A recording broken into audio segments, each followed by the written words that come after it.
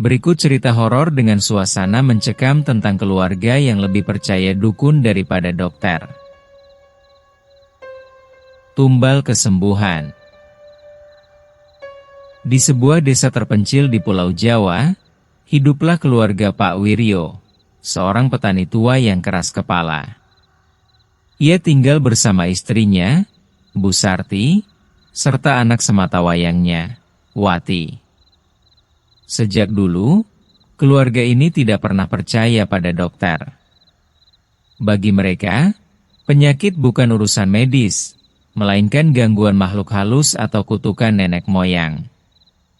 Bahkan bisa juga karena santet kiriman dari orang yang tidak suka kepadanya. Itulah kepercayaan yang diyakini selama hidupnya. Suatu hari, Pak Wiryo jatuh sakit. Awalnya hanya batuk kecil, tetapi lama-kelamaan tubuhnya melemah, wajahnya pucat, dan matanya semakin cekung.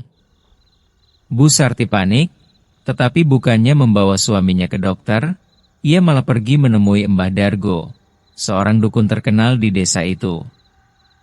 Mbah Dargo tinggal di sebuah gubuk tua di tengah hutan bambu. Orang-orang sering datang kepadanya untuk meminta pengobatan, pesugihan, hingga santet. Malam itu, dengan seikat pisang dan seekor ayam hitam sebagai sesajen, Bu Sarti mengetuk pintu gubuk sang dukun. Saat pintu terbuka, tampak Mbah Dargo dengan senyum misteriusnya. Matanya tajam menatap Bu Sarti, seolah bisa membaca isi pikirannya. "Aku sudah tahu kenapa kau datang, Sarti. Penyakit suamimu bukan penyakit biasa. Ada makhluk yang menginginkan nyawanya," bisik Mbah Dargo, suaranya serak seperti desis ular. Bu Sarti merinding.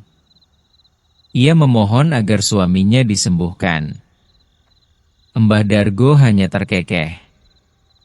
"Tentu saja bisa, tapi butuh ritual besar. Kau harus menyerahkan sesuatu yang berharga."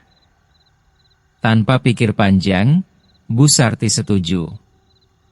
Pengorbanan dimulai. Mbah Dargo memberikan ramuan berbau busuk yang harus diminum Pak Wiryo setiap malam. Ia juga memerintahkan agar keluarga itu menanam kepala ayam hitam di halaman rumah sebagai tumbal. Hari demi hari berlalu, tetapi bukannya membaik, kondisi Pak Wiryo semakin buruk. Ia sering mengigau di malam hari, tubuhnya semakin kurus, dan matanya mulai berair darah. Bahkan, ia sering melihat bayangan hitam mengintainya dari sudut kamar. Suatu malam, Wati yang tertidur di samping ayahnya terbangun karena suara erangan. Ia menoleh dan melihat sesuatu yang membuat darahnya membeku. Ayahnya, dengan mata melotot dan mulut berbusa, sedang duduk tegak di tempat tidurnya. Tapi yang mengerikan, di belakangnya berdiri sesosok bayangan tinggi dengan wajah tanpa mata, hanya lubang hitam yang menganga. Wati menjerit.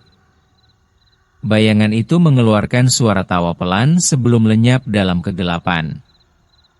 Hilangnya harta, hilangnya nyawa. Bu Sarti terus percaya pada Mbah Dargo, meskipun semua harta benda mereka sudah habis untuk membeli jimat dan sesajen. Sawah mereka dijual, bahkan rumah itu hampir tergadai. Tapi suatu malam, Pak Wiryo tak sadarkan diri. Tubuhnya gemetar, mulutnya mengeluarkan darah hitam pekat, dan di dadanya muncul bekas cakaran mengerikan. Ketika Wati mencoba membangunkan ibunya, ia malah mendengar suara ketukan dari pintu depan. Tok, tok, tok. Malam sudah larut. Siapa yang datang? Dengan tangan gemetar, Wati membuka pintu. Di sana berdiri Mbah Dargo, dengan senyum yang lebih lebar dari biasanya. "Waktunya sudah tiba, Sarti.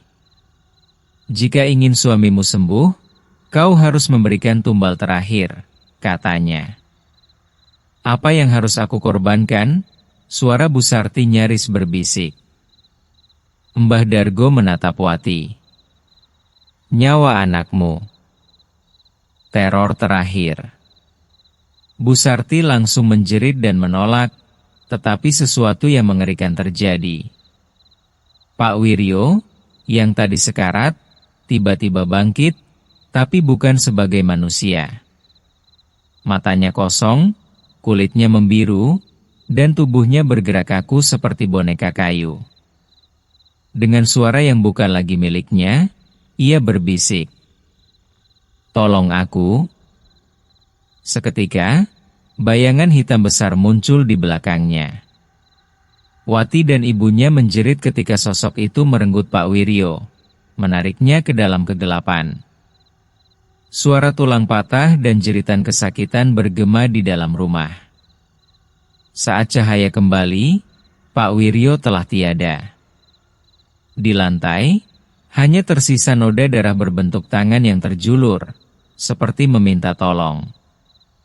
Dan Mbah Dargo, ia sudah menghilang.